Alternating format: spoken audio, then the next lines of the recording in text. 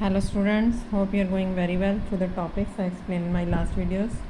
Today I explain you examples of exercise 1.3 unit real numbers. यहाँ पे theorems भी दी हुई हैं दो 1.3 एंड 1.4। वैसे इस यूनिट में से थ्योरम्स कम आती हैं और theorems approximately same like questions. जैसे क्वेश्चन सॉल्व करना है वैसे ही थ्योरम सॉल्व करनी है, तो I will explain you questions examples, तो उसके अकॉर्डिंग आप एक्सरसाइज सॉल्व कर सकते हो। Here example number 9 is prove that root of 3 is irrational number. Root of 3 को हमने इरेशनल नंबर सॉल्व तो करना है, बट इसमें कुछ आर्बिट्ररी एलिमेंट्स मतलब कि एज्यूम्ड एलिमेंट्स एज्यूम कर लेंगे। उन एज्यूम टर्म्स के अकॉर्डिंग हम इसको सॉल्व करेंगे। एजम्पशन हमारी लास्ट में जाके उसको हम रॉन्ग प्रूव करके कॉन्ट्राडिक्शन को एडजस्ट कर देंगे। That we assume that is wrong, so our question is according to this fact. तो इसमें क्वेश्चन है prove that root of 3 is irrational number. सबसे पहले हम एज्यूम कर लेंगे let root of 3 is a rational number.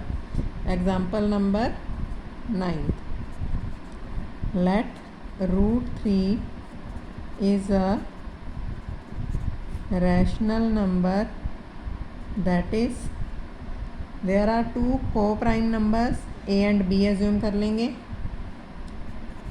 There are two coprime numbers. Coprime numbers कौन से होते हैं? जिनका कोई भी कॉमन फैक्टर ना हो other than 1। There are two coprime numbers a and b, so that root of 3 को हमने रैशनल नंबर मानना है तो a बाई b एज्यूम कर लेंगे। Rational number is in form of p by q, so root of 3b is equal to क्या आ जाएगा? a, क्योंकि b इस साइड गया तो मल्टीप्लाई हो जाएगा। Now squaring on both sides, this term को स्क्वेयरिंग करेंगे तो this is 3b square is equal to a square. तो 3b स्क्वायर जो है a स्क्वायर है।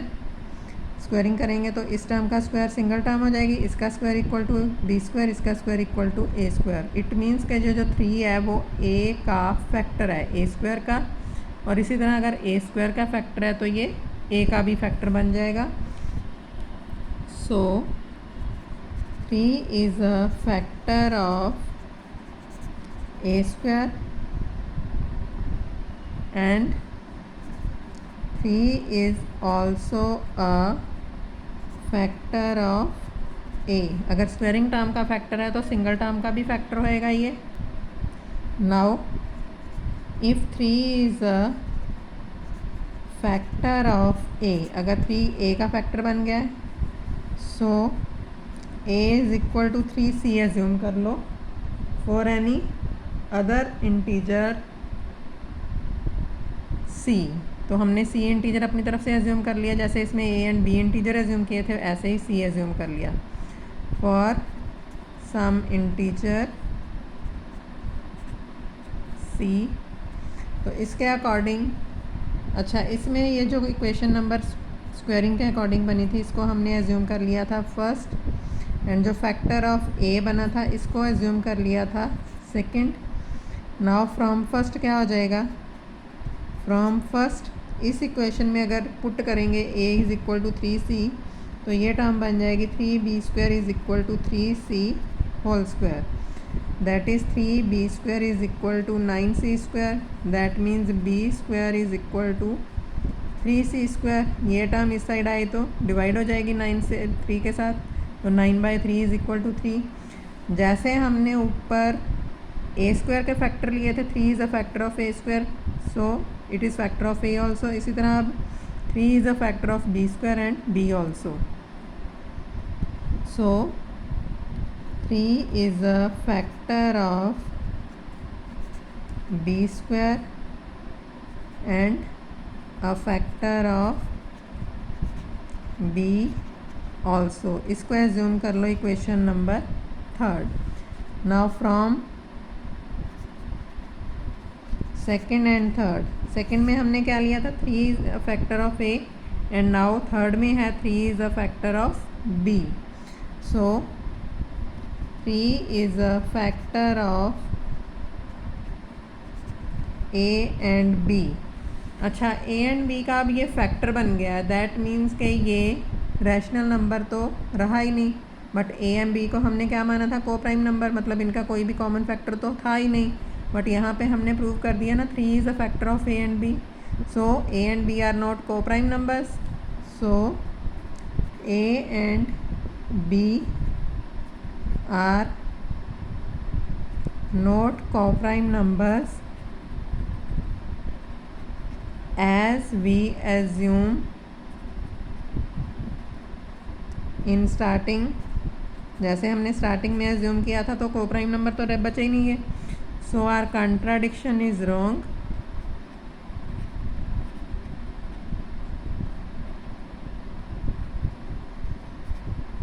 मतलब हमारा जो एजम्पशन था वो रॉन्ग हो गया, that is 3 root of 3 can not be a rational number. तो रूट ऑफ 3 जो है, अच्छा यहाँ देखो, यहाँ से मिस हो गया था, a and b are not coprime numbers, क्योंकि फैक्टर बन गया 3। So numbers as we assume in starting, जैसे हमने स्टार्टिंग में एज्यूम किया था कि these are coprime numbers, so our contradiction is wrong. Contradiction means assumption is wrong, that is root of 3 is not a rational number. अब rational number नहीं बचा तो क्या है ये, so root of 3 is an irrational number. इस तरह से हमें ये क्वेश्चन सॉल्व करना है। तो इसी तरह से ये सारी की सारी थ्योरेटिकल क्वेश्चन ही इसमें एडजस्ट करना है इस टाइप के क्वेश्चंस में। तो एक दो क्वेश्चन मैं और भी एक्सप्लेन कर देती हूँ तो आपको अच्छे से ये क्लियर हो जाएंगे। Now example number 10 is show that 5 minus root of 3 is irrational. तो हमने अब एज्यूम करना है कि 5 minus root of 3 is also an irrational number.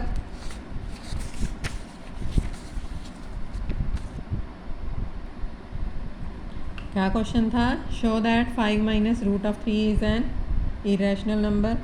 Example number 10, उसी तरह ये एज्यूम करो, let 5 minus root of 3 is a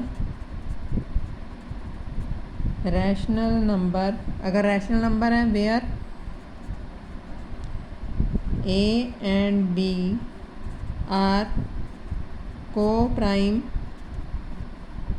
numbers, that is 5 minus root of 3 is equal to a by b, जैसे हमने पहले क्वेश्चन में एज्यूम किया था। तो it means a by b plus -5 is equal to root of 3 है, root of 3 single term होनी चाहिए, तो minus root of 3 minus a by b plus 5 is equal to positive 3 root of 3 हो जाएगा। ये टर्म हम इस तरफ से राइट में ले गए एंड ए बाई बी को लेफ्ट में लेके आए, तो minus a by b plus 5 is equal to this one हो जाएगा। That means b is the LCM minus a plus 5b is equal to root of 3। Single term बच गई ना, जैसे उसमें हमने एडजस्ट की थी। Now since a and b are 2 integers, ये दोनों हमने क्या एज्यूम किए थे, देन जो टर्म थी 5b minus a by b, it is a rational number हो गया, क्योंकि rational number is in the form of p by q. अब b की वैल्यू और a की वैल्यू कुछ भी हो तो ये p बाई क्यू फॉर्म ही बचेगी ना अगर सॉल्व करेंगे तो। So it is a rational number.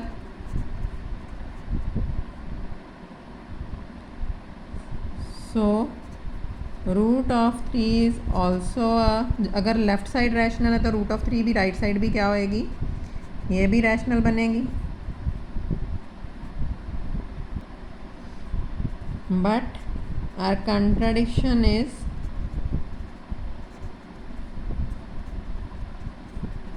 Wrong, क्योंकि हमने पिछले क्वेश्चन में प्रूव किया ना कि rooted term is always rational number, as root of 3 is an irrational number. अगर रूट 3 इरैशनल है तो 5 माइनस रूट 3 क्या होएगा, this is also an irrational number. So 5 minus root 3 is also an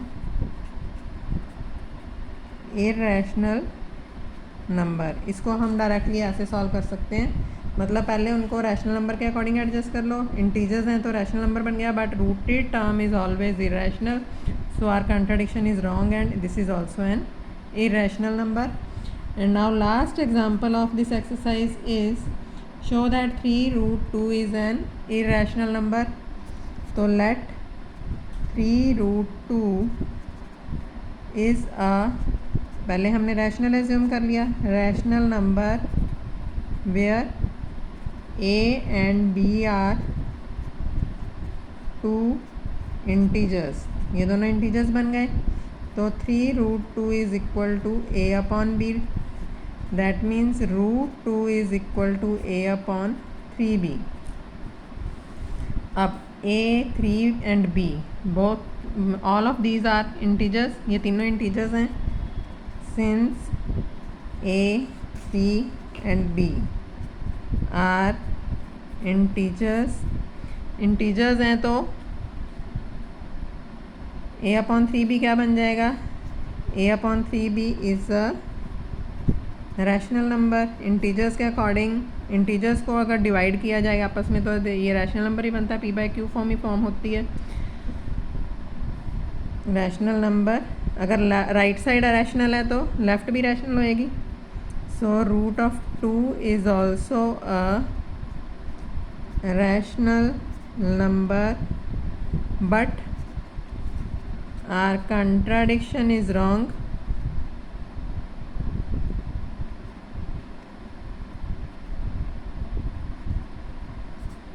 As root 2 is क्या है? irrational number. So 3 root 2 भी क्या हो जाएगा? 3 root 2 is also an irrational number.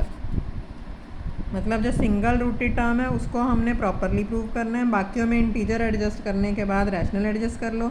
But rooted term is an irrational number, तो वो term भी, given term जो है वो भी क्या हो जाएगी? Irrational number. इस तरह से हमें ये प्रूव करने हैं. तो according to it you can solve the questions of exercise. If you have any doubt in exercise 1.3 you can send me your doubts on my personal number 9991701313. Till then, thank you.